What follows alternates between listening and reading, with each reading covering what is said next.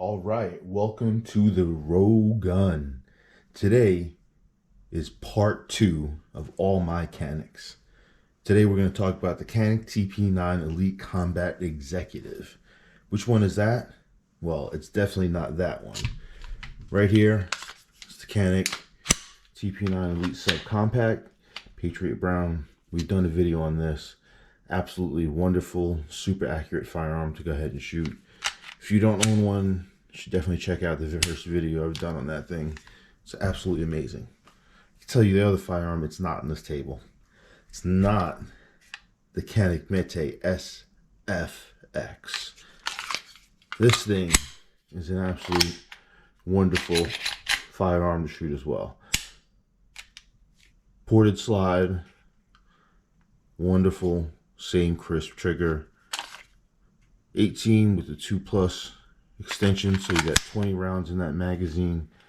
Absolute wonderful firearm. This will be part 3, but this is not the pistol we're talking about today. So what's left? What's left is one of the nicest, coolest looking firearms, or at least pistols, I've ever had the pleasure of owning. It's got the Venom Vortex red dot on there.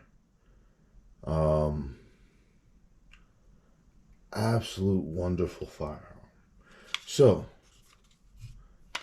why do I have 3 Caniks? Well, I don't know. I sometimes can't help myself. When I get something that I like, I go out and get as many of the things that I like as I can.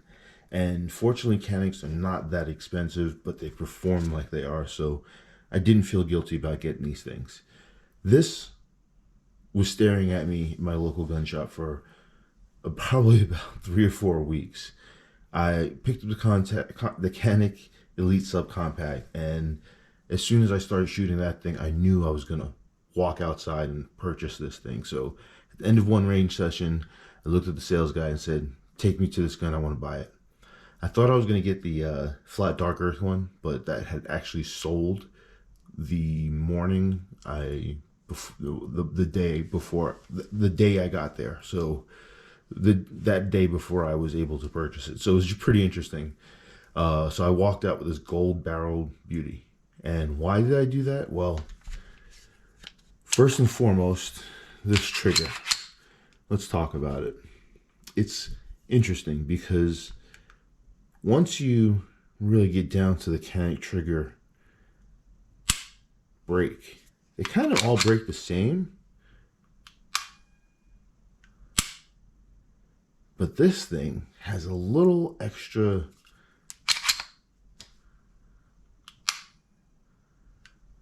feedback to it. I'm not really sure how to put my hand on it. It's got the extended mag release. I love this thing. I absolutely love this thing. One of the things that I really enjoy about this particular firearm is that it's super accurate. That red dot presents well in the screen. It presents well on my eyes.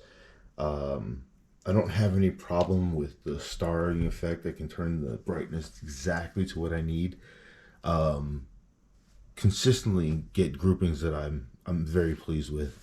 Actually, I bought this gun with the intentions of throwing a silencer on the front and making it my primary home defense gun. It came with the magazine well, and when I first started shooting it, I was like, something's off about this thing. And for me, that magazine well was just cutting into my pinky. It was cutting into my palm, and for whatever reason, I was just pulling shots. I'm pretty sure they were just either down to the right, which is something that I don't do. So it was just something was going on with the grip. When I took the magazine well off, my shot, I mean, again, it was very, very interesting because there were consistent groupings down to the right. And if I pull down to the left. It's just my normal pull. So once I got that magazine well off and took my normal grip on this thing, it was like shooting something that was kind of connected to my brain and the way I shoot things. So that being said, this quickly became one of my favorite range toys. put the large back strap on there. It was the first thing I did. Do that with all my Caniks, just about all firearms. I got pretty giant hands. This frame is not a full-size frame, which is important to know if that's important to you. It's definitely kind of more of, I guess, what would be the compact, not the subcompact frame like the Elite SC, but definitely that compact style frame. I genuinely like it. I don't have a problem with that. I've got the long magazine in there with a 15 plus 2 plus 3 extension, making an 18 magazine. I shoot this with a regular flush fit 15, and I'll just take the same exact grip, no problem. It's everything that you can really ask for in a firearm. It's got the same Canik breakdown that everything else has.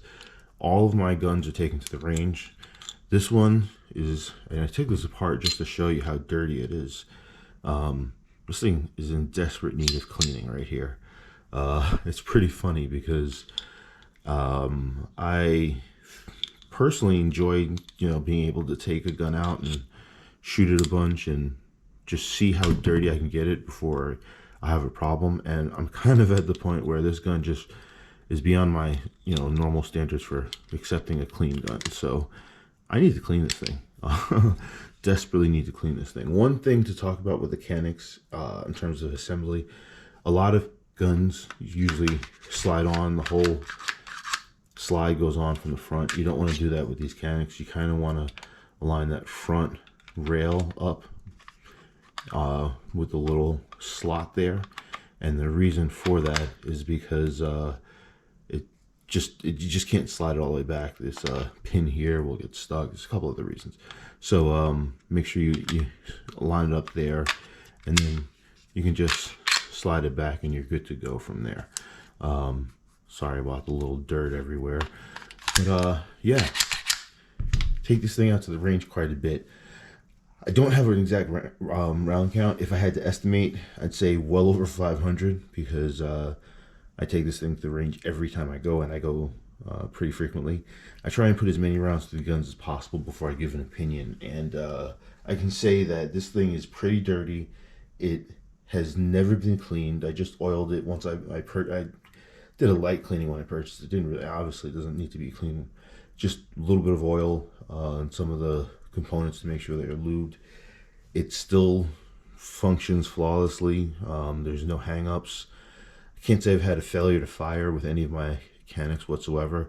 If I have, it's definitely been ammo related, not pistol related.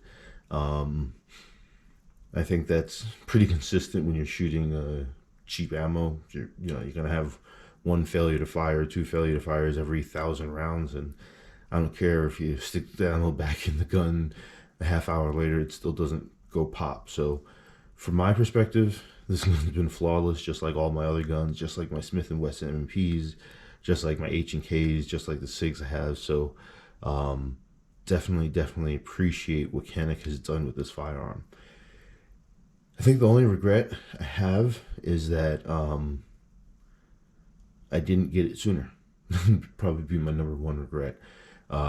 One of the cool things that this gun does have, it comes with a little bar charging handle, so you can grab it here and charge the slide instead of racking it. I took that off. That was annoying. I didn't really have a purpose there. It just kind of hung off the side and became a visual distraction when I was going to shoot. A little bar hanging off the side right there. It comes out about that far. It's not, long. I didn't like racking it by that. I have no problem racking it by the slide. It's a absolutely phenomenal firearm. Now, that being said, is it necessary? Well, I don't know. You'll have to justify that with yourself and your wallet. For me, I can justify this firearm easily. Again, at the time I didn't own anything with a 9mm threaded barrel, and I really wanted to put a silencer on a 9mm, or I'm sorry, suppressor on a 9mm. It was something that I've always wanted to do for home defense purposes. I still will do that, but it probably won't be this firearm for home defense. But will this have a suppressor? Absolutely. Who wouldn't put a suppressor on this thing? needs one. It's asking for one. It's begging for one. So yeah, definitely we'll find a suppressor at some point in time. I've never done the whole NFA thing, so we'll see how that works out. But yeah, I don't particularly carry this gun yet. I do have a holster for my TP9 Elite Subcompact. Let's take a look at that concealed carry holster. I actually haven't given it a shot yet. Does not fit. I'm pretty sure it was not going to fit because this particular holster is not cut out for a red dot. So another day we'll give it a shot with a holster. But the holster that does come with it is the standard Canik holster. You can easily use this as outside the waistband holster. No problems carrying it that way. If I was going to do, when I use it for competition, that'll probably be the first holster I use. I do have carried it that way as inside of a jacket, concealed carry, just to see what that feels like, and that it felt fine. Felt just like any outside the waistband holster, which I'm not personally a fan of. But if I was going to do an executive carry kind of situation and seek to have this as a carry weapon, I would be 100% confident carrying this thing, shooting it in defense of myself or someone else, or if I was using it as a pistol for a job or something like that. So yeah, I'm a huge fan of this firearm. I can't say enough about it. Probably rambled on much longer than I should have, but I'll report back when I get a chance to use this in some competitions. In another 3 or 4 days, my local gun range is having a steel competition, so I may take that out and use this thing for it. It's either going to be that or my SFX, or maybe both. We'll see. Maybe I'll shoot one in one round, the other in another round, and see which one does better. But I can tell you that I'm looking forward to that another 3 or 4 days to get that competition going, and we'll see what happens there. But until then, please look forward to part 3, where we go through the Canik Mete SFX. Hopefully you enjoyed this. Hopefully you find value in it. Please let me know if there's anything you want me to cover in part 4, where I bring all 3 of these together on the table and kind of do a mix match kind of dress up day with all 3. We'll see what happens. But yeah, I personally enjoy these firearms. I don't know that I would rate this better than anything else. I can tell you that it works for me. When I picked this up, the first thing it reminded me of is a Ruger SR9 for some strange reason, in the just feel and weight of it. But when I pulled the trigger, it reminded me nothing of the Ruger SR9. So I don't know what that was about. But comparing this to the H&K trigger, nothing like it. I think this is a lot crisper. F&N triggers, not a huge fan, but I do like the way they do shoot, and I'm not a fan of how they feel in the store, but I'm a fan of how accurate I feel shooting them. SIG triggers, crisp, clean, but nothing like this. Glock triggers, not a huge fan of the Glock. I can tell you, as someone with big hands, I get absolutely no slide bite from this particular firearm, which I think is really helpful to know. The height right there is always important to me. If I can grab a firearm and kind of, throw my thumb up, and I'll show you what I mean. If I can kind of throw my thumb up around and I'm not touching any part of that slide, then I know I'm going to be good in any shooting situation, because I'm not going to grab the gun like this. That's just not how I shoot. But sometimes in a quick kind of quick draw situation, I'm going to have my thumb higher to support until I get this hand up, or I need to move it out the way. But if I'm shooting one handed, I'm definitely going to be shooting kind of in a support situation like that.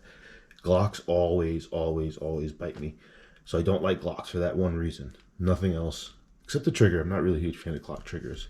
I've got a bunch of Smith & Wesson MMPs. Love them. Trigger is awful compared to these, but I still love my MMPs. Don't ask me why. First is my worst, I guess, maybe. Who knows? The Ruger the Ruger Mark IV 2245 trigger. Very crisp, very clean, but good alternative to this, but very different feel. So that being said, I think I've gone on long enough.